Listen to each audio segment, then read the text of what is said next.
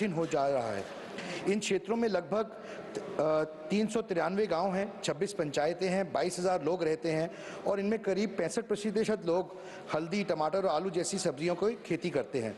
महोदय, पहाड़ी क्षेत्र होने के कारण यहाँ के किसान पहले से ही पानी की कमी से परेशान रहते हैं और उनको इन समस्याओं का सामना करते हुए भी किसानी करनी पड़ती है और उसके बाद जब बड़ी मुश्किलों से फसल खड़ी होती है तो जंगली जानवर से नुकसान का डर बना रहता है। Indian council of agriculture research ICAR द्वारा Indian journal of animal sciences में प्रकाशित एक अध्ययन के अनुसार हाथी और नीलगाय जैसी वन्यजीव 10 राज्यों में 30 से 50% तक अनाज और बागवानी फसलों को खा जाते हैं या नष्ट कर देते हैं। हाल में ही प्रधानमंत्री फसल बीमा योजना के तहत जंगली जानवरों के हमले से फसल नुकसान की कवरेज को में शामिल किया गया है। ये सरकार का एक बहुत ही सकारात्मक कदम है, लेकिन किसान और वाणिज्य दोनों की हितों की सुरक्षा के लिए एक राष्ट्रीय रोकथाम नीति बनाने की अति आवश्यक जरूरत है ताकि फसल को नष्ट होने से पहले ही बचाया जा सके। समस्याओं की गंभीरता महोदय, इस समस्या की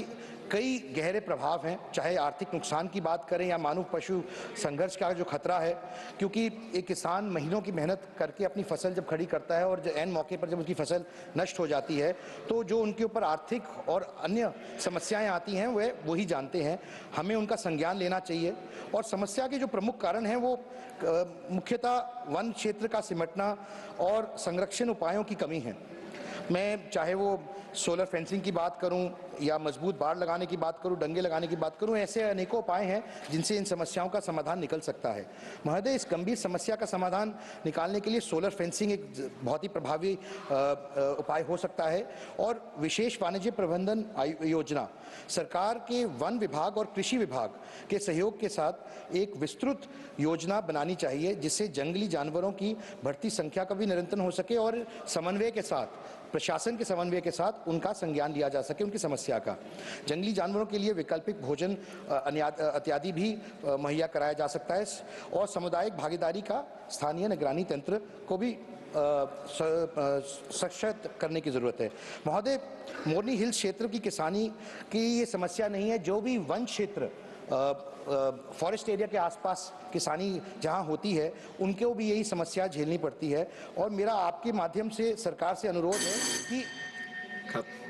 धन्यवाद माननीय कार्तिकेय जी। माननीय Shri बीडा Mastan Rao Yadav, demand to revoke delisting of Indian seafood companies from EU and export restrictions to the Customs Union, Russian Federation and United Kingdom. Thank you, sir. Honorable Chairman, sir, I rise to draw your attention to a grave issue of demand of Indian. Rajya Sabha से सांसद कार्तिकेय